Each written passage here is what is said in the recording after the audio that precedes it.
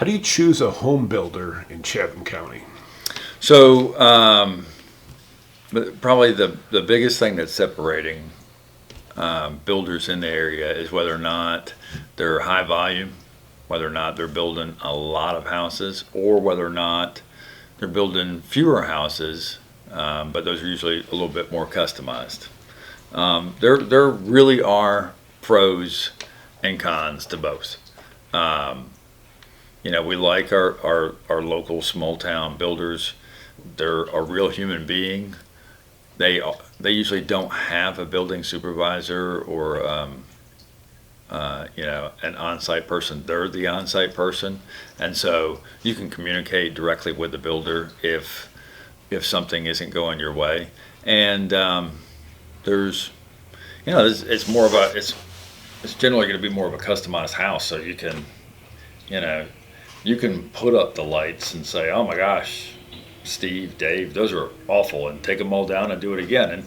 And he may or may not charge you for that. He's probably going to charge you for that. But and they have good relationships with the local home inspectors. They have good relationships with like local subs and everything. And so in some ways they're really, really good. But if you customize the house too much or whatever,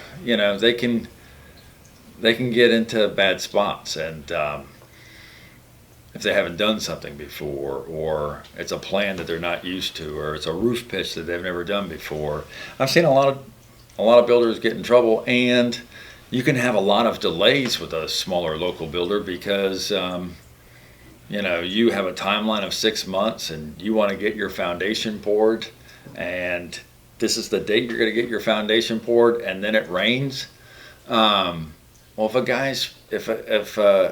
a foundation concrete cement company is doing 50 for the big builder and he's doing 1 or 2 for you per year, you're going to be put on the back burner. And so a smaller local customized builder can have a lot of delays, a lot of unexpected delays. When you go with a bigger track builder, you're not going to have very many delays because they are eat them up, chew them up, spit them out, get her done. I mean, they just want to go through it quick. And so, but then, people talk about the quality and some of the larger track builders, they're buying a bunch of windows from the same company, and they get deals on the windows, and they're looking to cut costs on the windows. And so maybe the windows aren't as good a quality. I mean, you can get some really nice quality windows from a large track builder or whatever, but they do cut corners, and the guys come in there and they spray it differently and they finish it differently and everything, and you might have one building supervisor 1 month, and in the middle of your project another building supervisor, that one gets laid off and they replace him with another guy, and he doesn't know your whole history and what you've gone through and everything. So there are pros and cons to both or whatever. One of the things I'm definitely seeing, and we make comparisons to the farm crisis in like the 1980s and the 1990s or whatever. We had a lot of good local builders here in Chatham County, and when the home crisis of like 06, 07, 08 happened, a lot of them went out of business, or a lot of them got into financial trouble. I mean, they had to declare bankruptcy. They lost other properties. They had a lot of financial stress. The larger companies, I won't mention them by name, but when you have a company that's traded nationally on the stock market, they don't care about little ups and downs in the cycle. They're used to all that, and so they're going to be around for a lot longer. So,